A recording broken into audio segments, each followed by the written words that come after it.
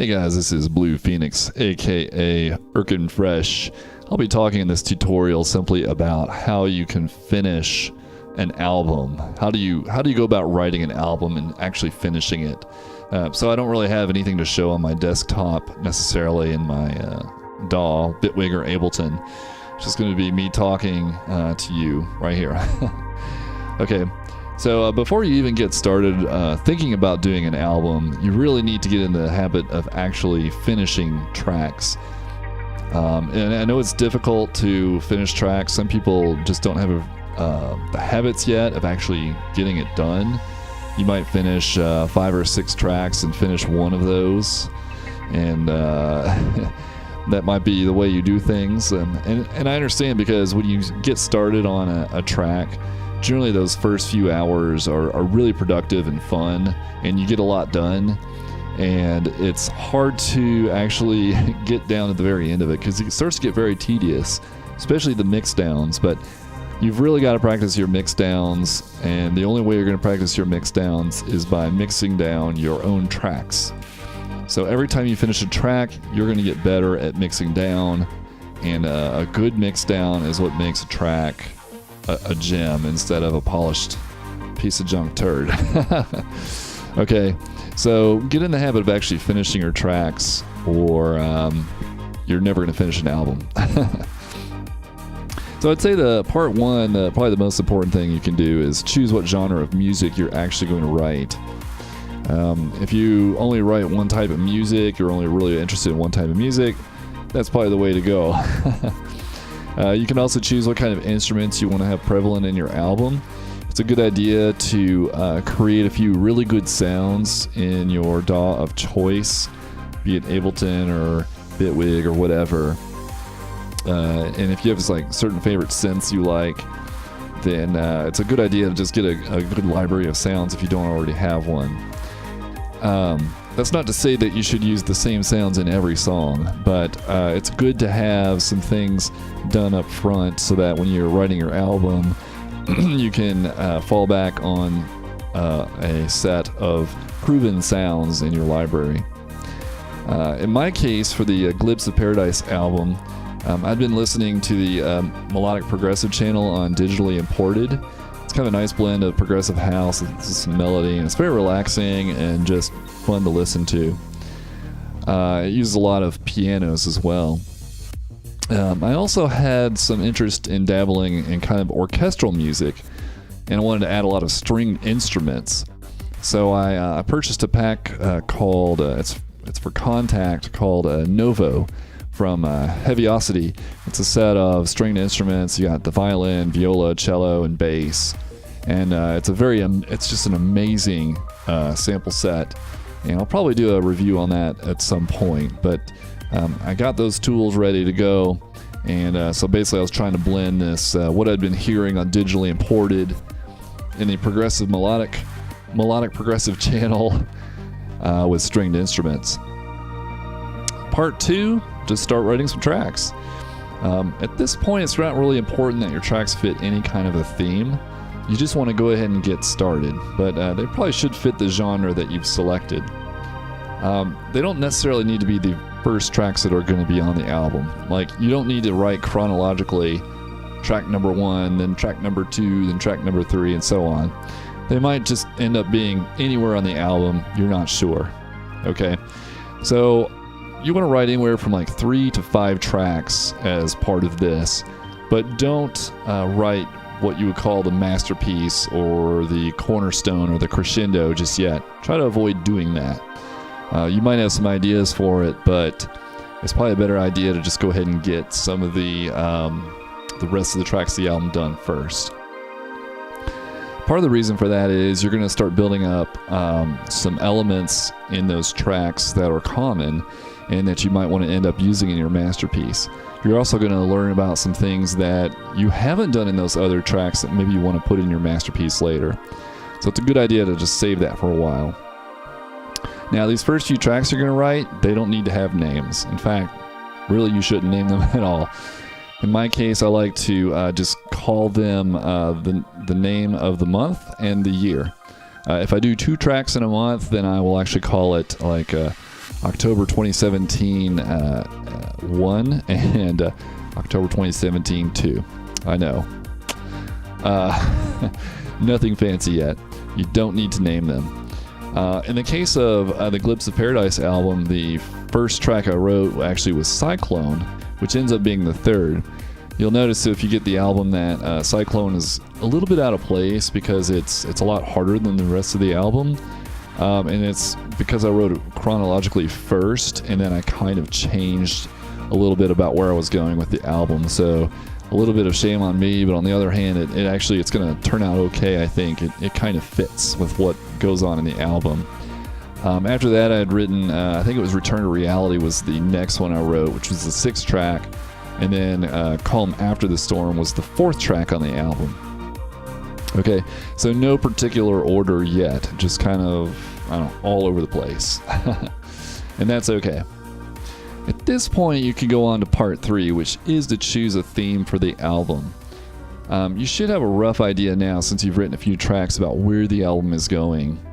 You can choose a theme, like it could be a story you're trying to tell, or maybe a mood you're trying to convey. For example, just an album about happiness, or despair, or courage, or adventure, or facing a challenge, or discovering love, those kinds of things. In my case, I've had 4 albums that I've written so far.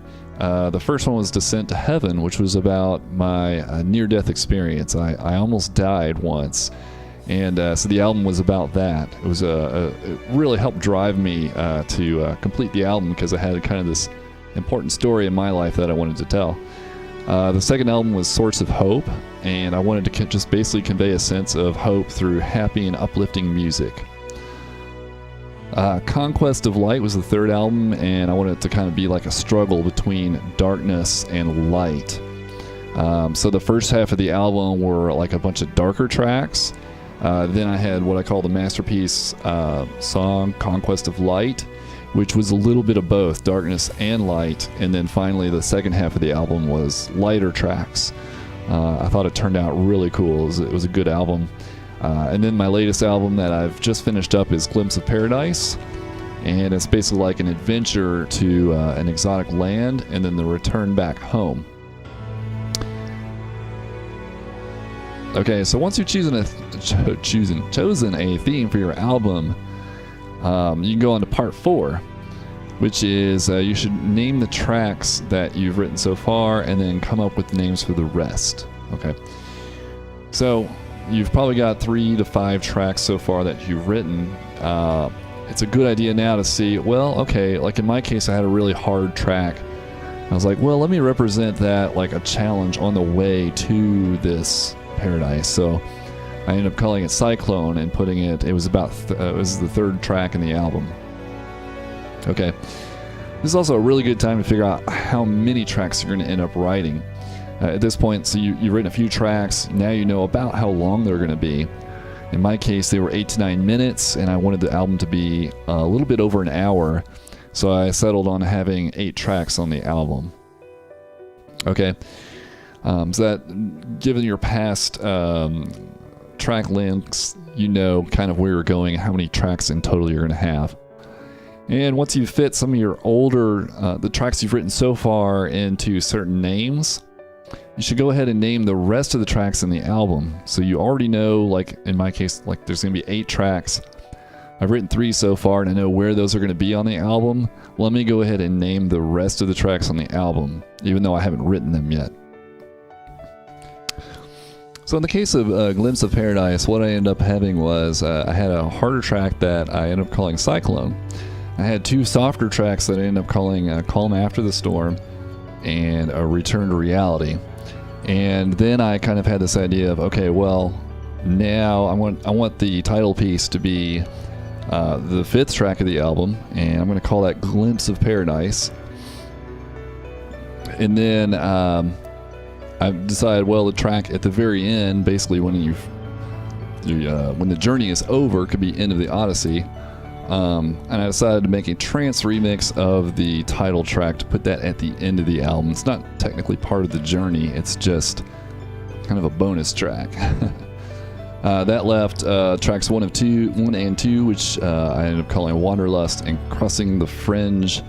Kind of this idea that the explorer or whatever has this desire to leave home, his wanderlust, and then he's going to have to cross some kind of a barrier to start his journey, crossing the fringe. Okay. So part 5 is writing the masterpiece. In my opinion, this is a really good time to go ahead and write like the crescendo of the album. I like to put the crescendo of my album in the middle. You could put it at the end, put it at the beginning. It's really your choice. Personally, I like to put it in the middle. And this is a track that I end up spending a lot of extra effort on. It's also a very good track to experiment with because it's going to be fairly unique. This is the title piece. So it can have its own sounds, it can have its own ideas that don't necessarily fit with the rest of the album. So take your time with it, make it really stand out, and it will serve as kind of the foundation of the album, even though you didn't necessarily write it first. Part 6 now, you're just going to write the rest of the album. You know the names of all the tracks of the rest of the album, and I find that if I have an idea of what the name of the song is before I start writing the song, then that makes it easier. For example, in this case, Wanderlust, I knew I wanted to call the song Wanderlust. So it was a matter of kind of coming up with this idea that at the beginning of the song, things are kind of dull, but then it sort of evolves over time and it just builds up. And it's this idea that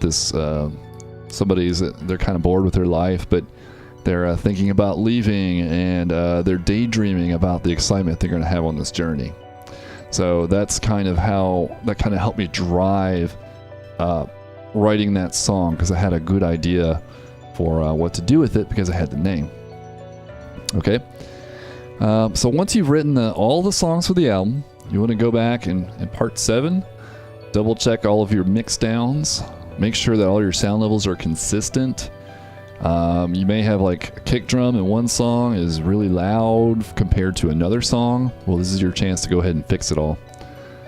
You also want to check the overall volume of the tracks and make sure they're about the same. Because when you send this off to a mastering engineer, they're going to want that consistency. All right, in part 8, of course, you're going to get your album mastered. You can do this yourself, but I think it's well worth it to hire somebody to do it for you that knows what they're doing. I am able to master my own tracks, but I think that when a pro does it, it sounds a lot better. And in the case of a commercial release, you definitely want to have the best sound quality you can. Now, for those one-offs that you put on SoundCloud, what I typically do for those is just master it myself. But it's definitely worth hiring a professional to do it for you. This is an area of music creation that it's very dependent on experience. And I have a very hard time, like if I'm tweaking those settings on like the limiter and the multi-band compressor and all that, I have a really hard time telling the difference from different settings, like 1 or 2 dB apart. I really can't tell. So that's a part where a mastering engineer has all the tools. They have all the metering plugins and everything. They really know what they're doing. So hiring a professional mastering engineer I think it's well worth the money. It makes all the difference in the world for a professional commercial release. So part 9 is artwork. Again, you can do this yourself, or you can hire somebody. If you already have good digital art experience, or you're really good at painting or drawing, that may be all you need. You can draw your artwork by hand. There's nothing wrong with that. Or you can paint it. That's fine too. In my case, for my first 3 albums, I used Ultra Fractal version 5, I think it is, to create fractal art. It's a pretty cheap alternative to hiring an artist, And you can actually make some really cool fractals fairly easily in Ultra Fractal, and I think the program's like $50. It's pretty cheap, and then you got an infinite source of art that way. I use a software called GIMP. It's was it GNU image manipulation program, something like that, graphic image manipulation program. Anyway, it's a free alternative to Photoshop. Again, you need a lot of experience to get the lettering to look good. If you don't want to look like some kind of a meme, you actually want it to look good. There are a lot of tricks you can learn the more you use it, and maybe I'll do a tutorial on that specifically if anybody's interested. But it's a really handy skill to have, being able to create good lettering and make it sound good, or make it look good. Now, for the Glimpse of Paradise album, I decided to go ahead and hire an artist for the album art, and also to create an artist logo for me. I decided to search the internet for Blue Phoenix images, and I landed on this guy's page on DeviantArt. His name is Christos Karapanos. He's a guy from Greece who just makes some really amazing digital art, and I asked him to create a Blue Phoenix for me, and I was just stunned at how amazing it looked.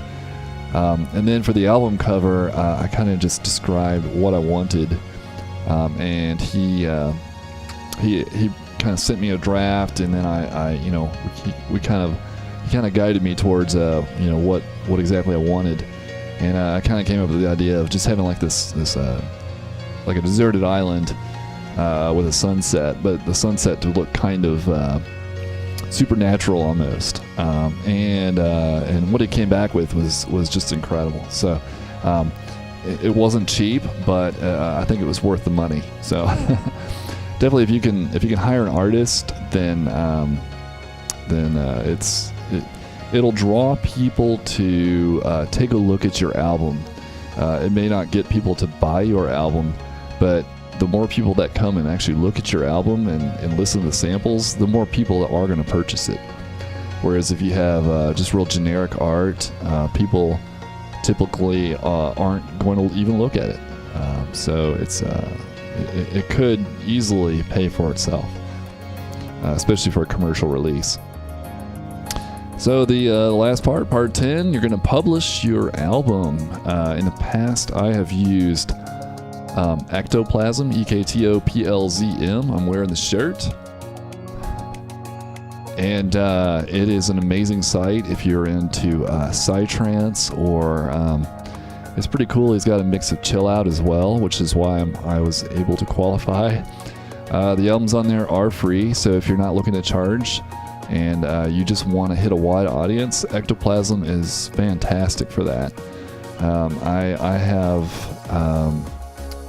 tens of thousands of downloads of my albums because of Ectoplasm. It's a really good way to share your music and your talent with the world. For this release, Glimpse of Paradise, I'm going with Bandcamp. I'm going to try to sell my album this time, and maybe make some dough, pay for this art and all the mastering and everything, and see what comes of that. So I felt that it wasn't really Glimpse of Paradise wasn't a really good fit for Ectoplasm. It's not really psychedelic enough, and so I felt like maybe I should just go ahead and put this on Bandcamp, because I don't know, I just felt like it didn't really belong on Ectoplasm.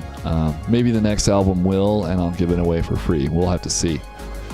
So anyway, I hope you found that helpful. That's 10 steps in about 20 minutes on writing an album.